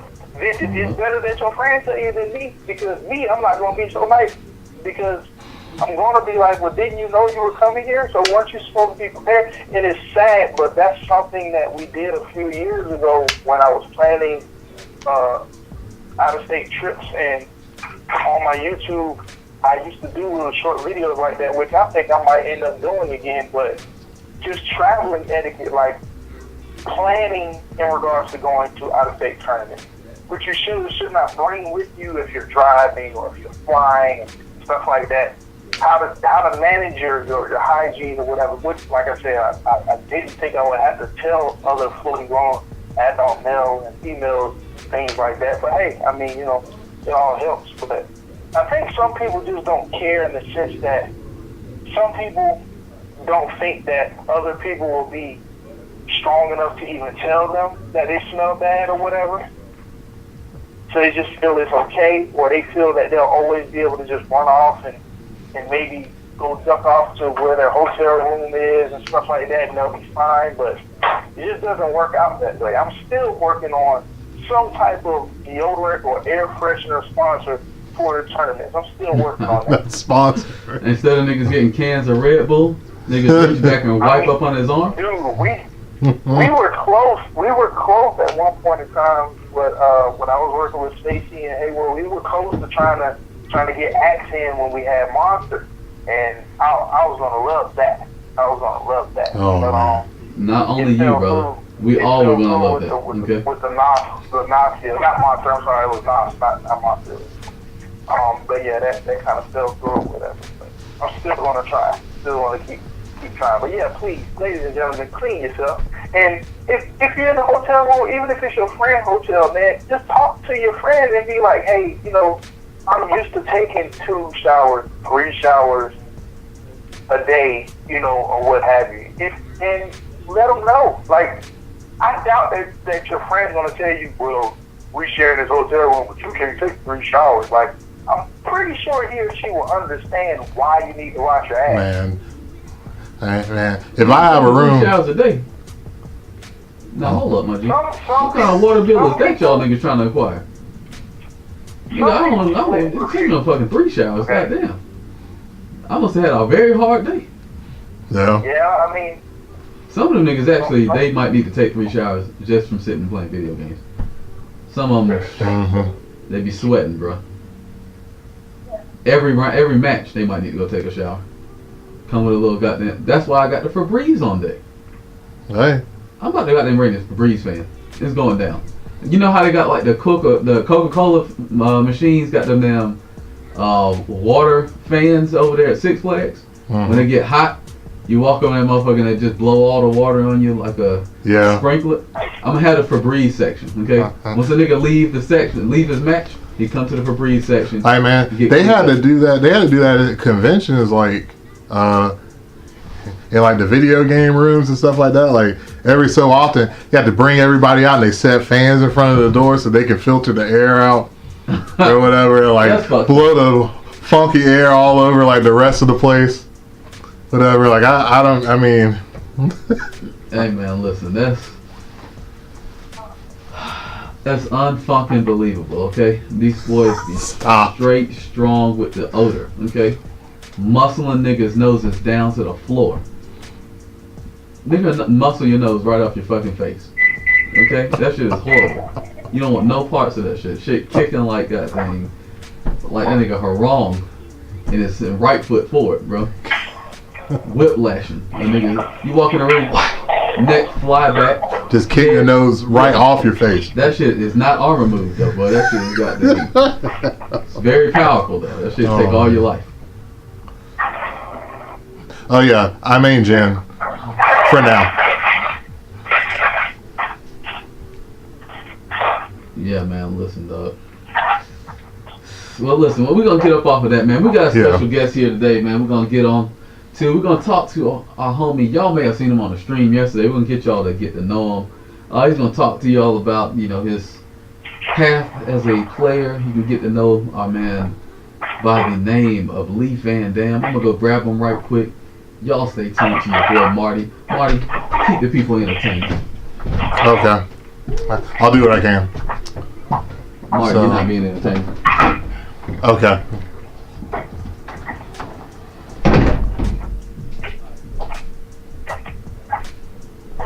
I actually do not have hyperthyroidism. If you're talking about the dark spots on my face, it's from just like an increased basically like the sides of my face got really exposed to sun or whatever, because the front of my face is fine, but like the side of my face is oh, that's not what you're talking about. I don't have a lump on my neck. What the heck? No, not the sides of my face, the sides of my face, because they're darker. Yeah.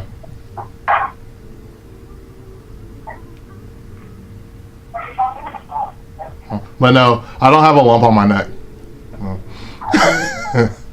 So, but thank you for being concerned.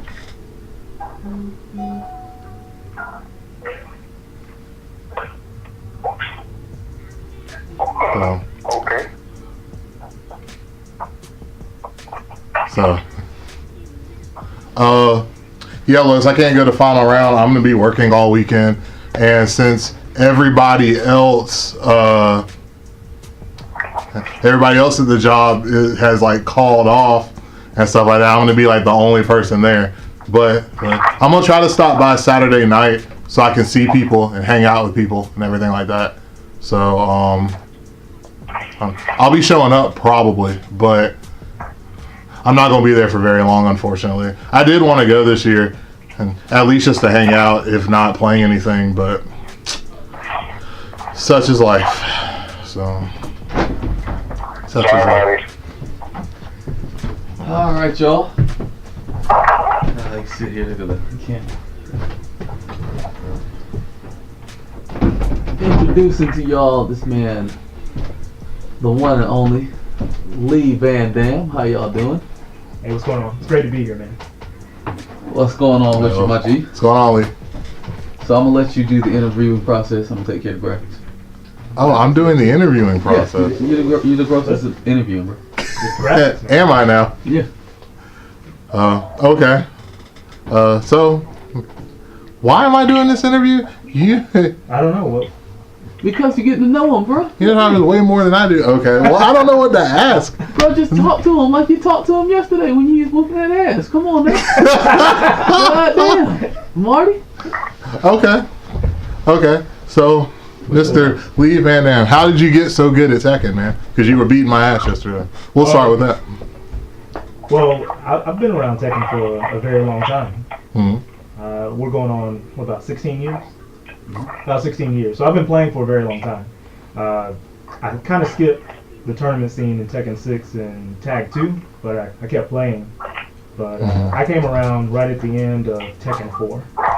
Tekken 4, okay. Yeah, I was playing Tag 1, and I picked up Lee because on Tag 1, if you actually look at his intro picture, he looks like Trunks. He's got the same... Oh, he actually does? He has the same funky haircut, everything. Yeah. And so, I thought that was really cool.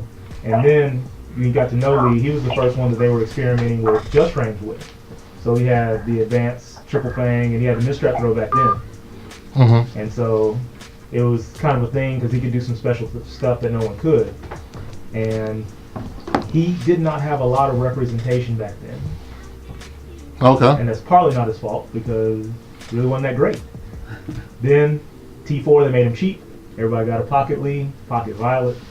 And then in T5, I think that's when he really came onto his own. He got a lot of moves to make him not be Law's clone. Mm-hmm. And, started to really have some fun with him. But, I've been playing with the ATL crew for probably about 14 of those 15 years. Nice. So, I've been around. I traveled Virginia, a lot of the East Coast, Florida, Texas. Now, how you get into the ATL crew? It's a tight-knit family. This is a very interesting story. Everybody has their story about how they got in. So, okay. People definitely interested in that. All right. So, that's the right questions, Marty. What the heck? Right. I thought I started off with a pretty good one, actually. I was just fucking with you. You came with pretty good. Thank you. So, this is how that started. Marty Do gonna you slap the hell out of remember me. Tekken 5 regional qualifiers? I was the not region- good in Tekken 5. The region, yeah, I was trash. All right, fair enough. Okay, so the region qualifiers for the regional tournament were going on, and so they had qualifying tournaments all over the state. There was one in Macon at the arcade that I used to play at Timeout, and so Bane and K-Gun came down because they're like, well, we'll get an invitation down here because these cats have to be trash. Okay, yeah, true. And so, and Of course. so That sounds like some of their logic. I mean that's Yeah, logic. that's So logic. they come down, and I beat K-Gun, so he ends up getting third. Oh And then- man! then So Kane you're the beats me. original. You're the original gatekeeper. Yeah, it's like, and Okay. at that point it was like, okay, a little different. Yeah. And so, after the tournament's over, we start talking, and they tell me about the crew in Atlanta. And so, at first I was playing with Bane. I would go to Bane's house, I would play with him and K-Gun, and they were helping me get a better understanding of fundamentals, understanding what I need to look for universally in the game. We were traveling. We were going to South Carolina a lot, which is where I met Josh and all the crew out there, and they're awesome. Thomas, everybody. Yeah. And that's how it started. And so I met the Atlanta crew. Used to play over at Rob's old house, the old apartment, not the Tekken house where, like, the 2-story house where I met you at. Okay. But I was at the old apartment. I used to yeah. drive up there because that's when they had weekly tournaments, and Tekken 5 was crazy because the tech wasn't widely available outside your region. Even though Zaibatsu was on, everybody was kind of holding their stuff.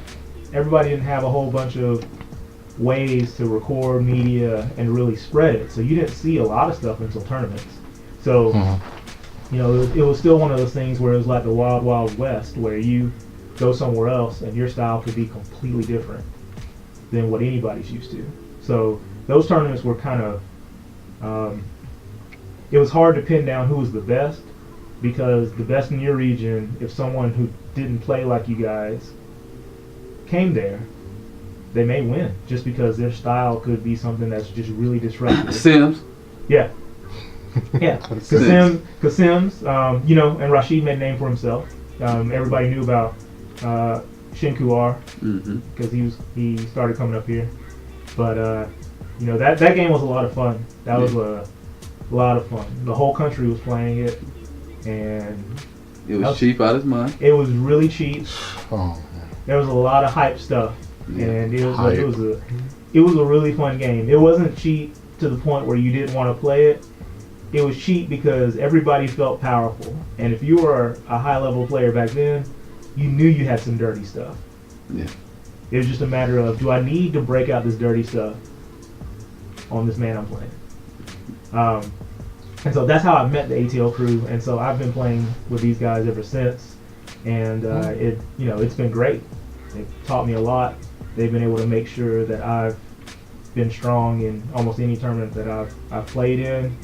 Won some good money matches. Had some good showings in team matches at Evo. Had a really good time. nice. Yeah.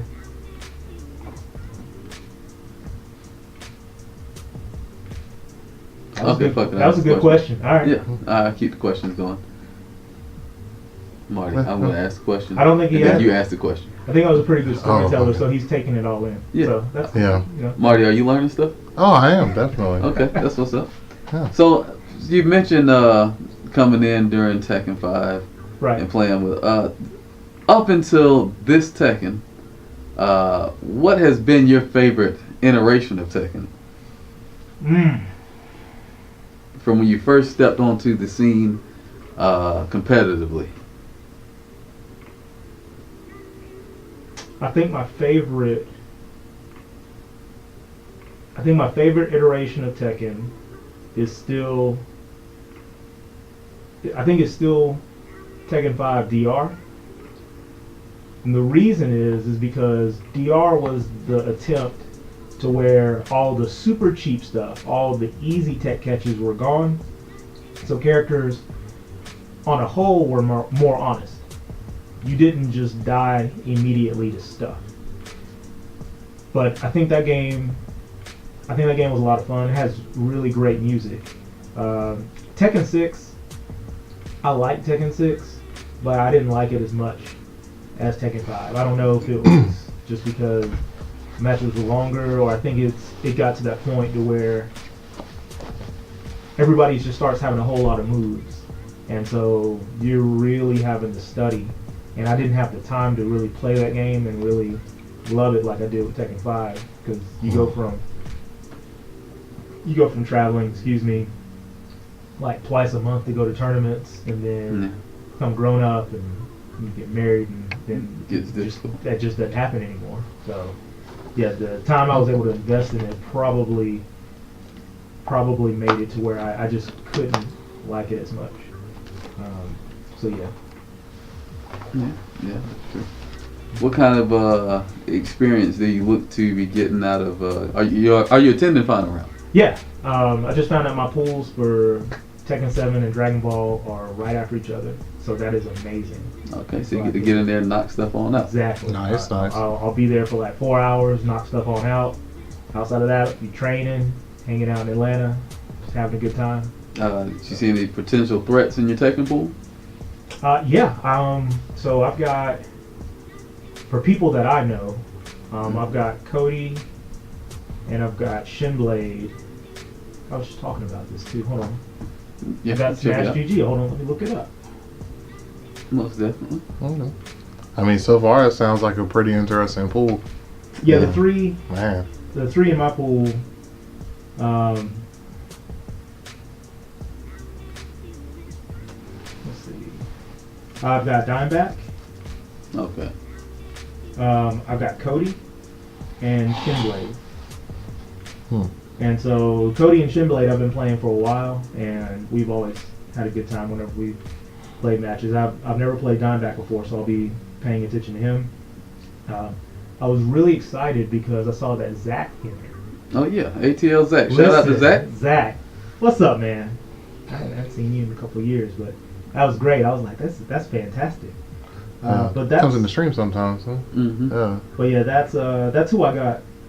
That I was thinking about. Okay, I'll probably have to buckle down. But this game's really interesting because anybody can kill you in this game. There's just enough high damage stuff, and there's just enough things that make defense very, very important to where you can't overlook anyone. Anybody could ruin your dream in this game. I mean, I firmly believe that. I remember when Clint told me that when I was up at Top Golf. He was like, "No, man, it's like anybody can be good now." And you just, there's so much information that's going around. You're learning techniques because you can see so much. And so I think the skill gap is not necessarily execution anymore, but I believe it is consistency and it's understanding the game, because I think combo execution now is secondary to people understanding when to try to apply pressure, punish, blocking and punishing, or moving and punishing. I think those are the most important things that separate the not as winning players from the consistently winning players. Yeah, that's actually a good point that you brought up, because I was kind of feeling the same way about movement being so important. I know we were talking about it earlier, Mike, when we were having matches, but I guess my biggest thing in the game right now is not knowing exactly when I should move to the side on certain things and when I should stay still instead. And so, that ends up getting me pressured more often than I probably should. So, I just thought I'd throw that in there. I thought that was really interesting. It's funny because we learned that from when Nin and me started coming down to final round. Mm-hmm. After the very first tournament, they came down when I got to play with Nin and me for a little bit, and that was got mauled. It was fun, but you know. Oh yeah, I actually was there when that happened because I also got mauled. So. Oh man, but I beat the brakes off the nigga knee. Yeah, Just saying. I mean, that's cool. he did. That's true. But the thing is that he taught us. He said the way that Korean players looked at Tekken is the order of importance was movement, block, attack. So they were trying to make sure that they covered the bases to avoid being hit before they actually tried to strike you. So it's very similar because in Atlanta we play that way. We're looking for the whiff punish. We're looking for the Except for unsafe Killer move. 6. Yeah, huh?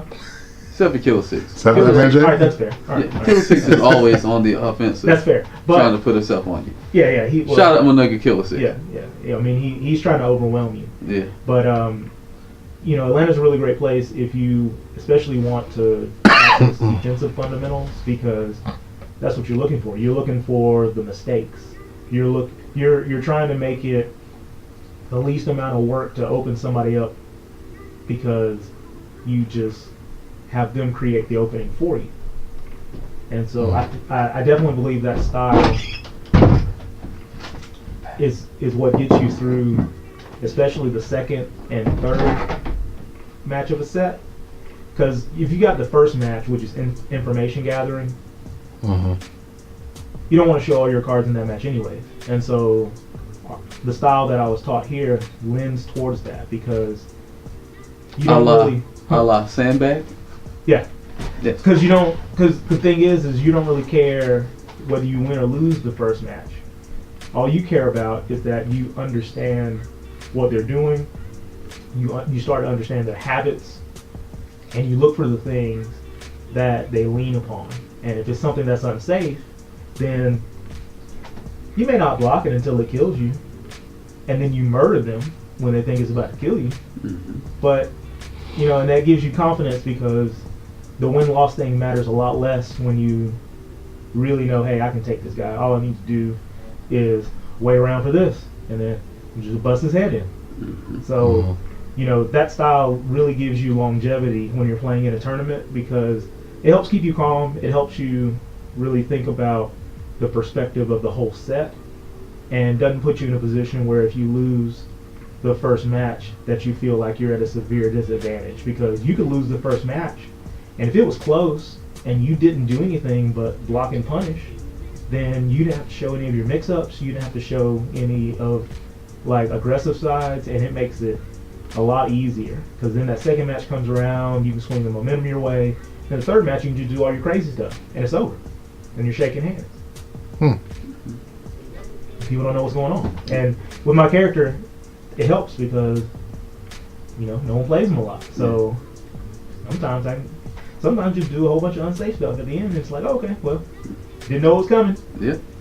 And I think that's an interesting look. I try to teach people that a lot, you know, I try to teach people that, you know, it's not necessarily about how well you can be offensive. Right.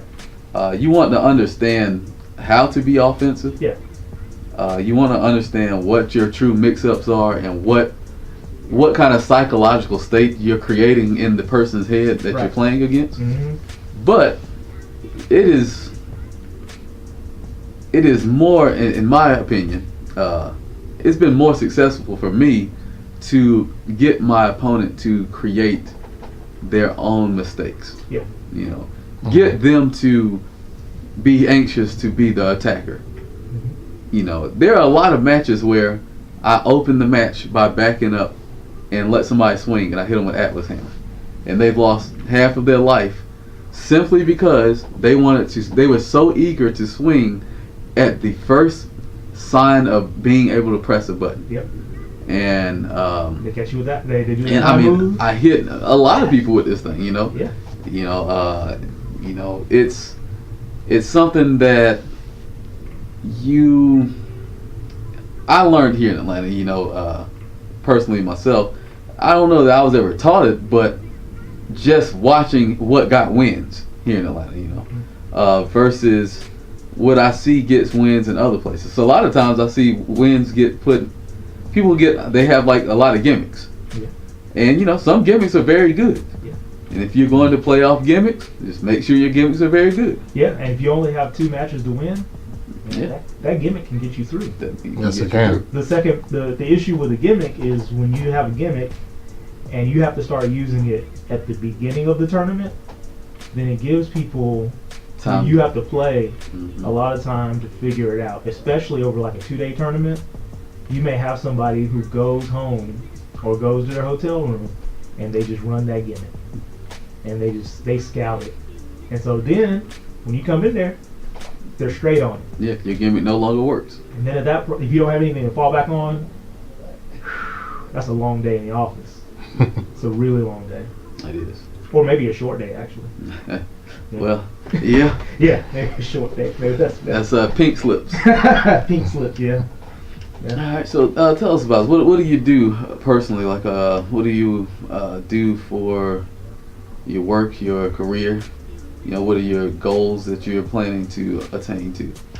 Okay. Well, right now I'm a small business specialist for T-Mobile cell phone company, and so I help a lot of businesses just make sure that they're getting the most out of their communication tools. Okay. I work with a lot of interesting clients, and so that's been a lot of fun. It's been a lot of fun because you get to get some really cool gadgets that you get to play with. That's great. Outside of that, I help people with just financial security through an insurance company, and I have been working on my streaming channel on YouTube for a couple of years. Now I'm starting to be able to devote the time to really dig into it, and so that's been a lot of fun. And just to play, have fun, be able to talk about things, being able to explain my perspective since I've been playing for a while, and really just help people, try to help people get over the beginner's hump as quickly as possible, because I think that there are some lessons that you can hear, and you don't have to experience them. Like, I've got a video, if you don't mind. I'm gonna do a cheap plug. No, you're cool, man. Listen, I plug everywhere I go. But I'm using everybody's electricity. yeah, I heard that. I got a video where I talk about specifically playing to win versus not playing to lose. It's a very important thing in a tournament, because if you can get somebody's mind away from playing to win and you get them to where they're just playing not to lose, they're more likely to lose, because now they're playing to survive. They're not playing to beat you. They're just playing not to lose to you. So then anxiousness can creep in, fear can creep in, and it can really make them make those defensive errors, And so, a lot of times the style of, we'll say, sandbagging, since you put it so eloquently, that can happen, because when you lose that middle game can really put you in a situation where you're like, all right, I just lost. There's only one more game to go. And you have to worry, has this person figured me out? What can I do to take them off of this train of momentum? What have I got to do? And so you're now, the responsibility for the game is now falling on you to hold on to it, whereas the other person is he's still trying to take it from you because he just started. So, I want to talk. I like talking about different perspectives like that, and I like really talking about Final Fantasy Brave Exvius. If you play that game, Yes. it's amazing. Yes, it is a very good game. Yes, and my channel is a great place for that, and it's a great place for that and Tekken. So come by and see me. It's just Travis Scott on YouTube and on Twitch. It's Lee Van Dam, and so I'll have a lot more content available now that I've had some time freed up, and so love to see you there. Be great. But I love talking about that stuff. It's just strategy and the thought process that goes through a tournament player's mind, the ideas that you have to cope with that are different because you're playing at a high level. So you're having to think about things in a different scenario because of all the conditions that come along with playing, a lot of people in a short period of time. And so I really enjoy going over that, and so that's Yeah, I love that's definitely stuff we like to talk about too. There's Theory several times Fighter. that we've talked about Theory Fighter and different ways to approach tournament matches and stuff like that. I have a question for you, Final Fantasy Brave Exvius related. Sure. Who's your team that you're running currently? I am running Noctis, Mm-hmm. 2 Christines. Okay. I have for my healer, I'm playing White Witch Fina, but that's just because I want to. She doesn't necessarily have to be there, but she's very good.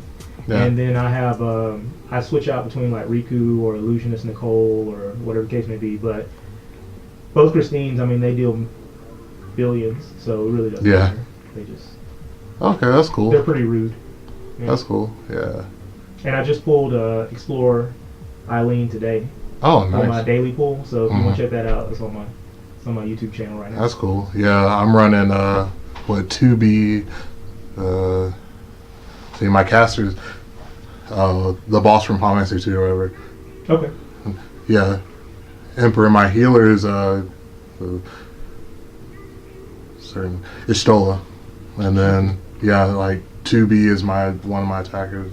Onion Knight is my other attacker, and then It's pretty solid. I got no idea what y'all talking about. who is my 5th person You know on what I'm that saying? team? Must be. It's Final Fantasy related. It is. I Yeah. played Final Fantasy 7 for an hour. I fought against some crab shit. I couldn't beat it. I never played the game again. Listen, it can go down like that. Brave Exvius is kind of like a love letter to all the Final Fantasy fans because it's a role playing game on a phone, but it has the traditional stuff. So you can go to different places. Towns and dungeons have maps, and they have random battles. So it's very different than a lot of mobile RPGs. Mm-hmm. But the gacha system potentially allows you to get any Final Fantasy character that you've ever loved because they show up every couple of weeks with just a different one of the game. Except for now. Right now we're doing the crossover with Tomb Raider. But yeah, so if you played Final Fantasy and enjoyed it, then it's a great game for nostalgia. It's a great game for just playing old school Final Fantasy with some really modern chain combo stuff. I could not pull 2B to save my life. I couldn't pull either of them. So I congratulations. actually got her from like I think they were doing like a daily pull at the time, like Right. the daily one pull, and I ended up getting her from that, and I was like, oh, sick. See, it's wonderful, you know. One of the best attackers in the game, couldn't get it. Yeah, at all. she's pretty damn strong, definitely. Like lots of damage. I got that Tekken Mobile. Listen, I I can't get King to save my fucking life. Oh, really? Is King in the game though? He's in the game. I fought him. I can't get him. I got Craig Marduk. Do I got a Murdoch? I got no. Fang Wei I haven't and a played whole them bunch of yet. random niggas. You know I what I'm saying? got Craig Marduk. I have Christy. I have Bruce. I've got Lane, Kazuya, Nina. But I mean, I got Kazuya. but the and only Fang Wei. people that are real like okay, I'm gonna whoop that ass is like I've got Katarina because she's 3-star. Craig is 2-star. Ling is 2-star. And then that dude they made, Rodeo Montana. Oh, okay. I don't know who he is. I'm about to download He's- this game tonight. Yeah, you get it, man. It's Yeah. it's pretty good. I am gonna say this though. hmm It ain't Tekken. I'll tell you that. Well, I'll tell you something else. That Skullgirls mobile game is an actual fighting game. Is it Skullgirls mobile? I Listen. didn't know It has you can stagger your chains. There are throw mix-ups, Oh. and there are actual command grabs. And Can you play against somebody else? Because that's the only thing I always find about Well, these you- mobile games. You well, the can't thing play is against nobody else. So You can't really play against how do somebody you else. cheat the computer? You can't. Oh no. Well, Skullgirls, what they do is they run your ghost Okay. for and in Tekken they're gonna have local play on there. I see it at the bottom Oh, okay. because that's what they did a tournament over in France, and it was Oh, local, shit. so it was like phone to phone, Oh, that's and pretty people dope. play there. So they're gonna introduce local play on it. I'm gonna be the grossest whenever I get King. But Giant swung. I played a Yeah. King. Man, Giant swung me one time. that was it. My full life bar went down like I got rolling death That pressure. was a wrap. That was a wrap. Oh man. But yeah, if you really want a good fighting game experience, like closer to a traditional fighting game, Skullgirls on mobile is very good. I mean, the fact that you can actually tick throw and you can break throws in that game, like it's a legitimate, like, you have multiple plans of attack. You got supers and you can tag. It's 3-on-3 or whatever. So look into that. It's pretty gross. Came here dropping knowledge like a goddamn atom bomb in the middle of damn Hiroshima. You know what I'm saying? Super ridiculous. Oh, my bad, a hydrogen bomb. That's not really why I was kind of. It's okay, Marty. I got it right, bro. You know what I'm saying? Dropping bombs. You know what I'm saying? That's all it was. Just type doesn't really matter. Yeah. People gotta die. Who said that in the movie? I forgot what that was. Somebody said it in the movie. I don't remember. Hey, Mike. You remember when we used to be at the other TV at the Tekken house and we would be playing and just testing stuff? Oh yeah, trying to figure it out. Always been a lab monster. Yeah, we spent a ton of time just testing things, trying to figure things out while everybody else is playing and talking trash, and then something rude would happen. Yeah, it was cool because we've been really like-minded and had dissected the game. You know, can I tell them? Yeah. Okay. Yeah, man. It's open forum in this video. Yeah, because I remember. You know, when you had the book with King where you meticulously went through and you made sure you knew what was going on per character. See, a lot of people, I don't think they understand how deep you went into making sure that you were going to be successful. Oh yeah, I was ridiculous. You know, that, because it's good to have you say it, because I think they hear me say it all the time and they just feel like, okay, this fool's full of it. You know, they don't understand. I was ridiculous back in the day. Yeah, because it took a lot of work. I ain't had no job. It did, and you know, and you had your Bible where you were like, Nina, I can punish this, I can punish this, I can punish this, I can duck this, I can duck this. This throw is better after this. This throw is better after this. If I see this string, this is what the habits of people are. I mean, it was very detailed, and like I told you the other day. Nina had a very similar book. You know. I think he was jocking my style. You know what's up. We'll leave that up for debate. That's just that's a time sensitive thing. I think because you were in different countries, I think you both can take the title for it. Nah, he was spying on me, bro. Fair enough. Okay. All right, man. I mean, NSA, then spying on Americans. Listen, extra security. Boom. Spying on Atlanta. Spying on Atlanta. Hey, the super tech. You know, I don't doubt it. But it was really interesting that you both had that same mindset to be so detail oriented. You know, and so it paid off. It paid off because with that much preparation, it was very hard to surprise either of you. And so, you know, there are a few matches that we know of where you stood still because you knew the options were minimal. And so you were like, I'll just hang out and see what happens. And we'll never reach those levels ever again. Because that was painstaking work, okay? It was. And I don't even know that the system nowadays will allow for that. It doesn't allow for it because now... too much going on. Well, I'll tell you this. The one thing that changes things drastically, and I really think is going to play a part into later high-level Tekken 7, it's going to be power crushes. That the Street Fighter-esque 2D mechanic where you can create a fake hole where you're like -2, -3, and someone believes it's their turn, and then you can take your turn back.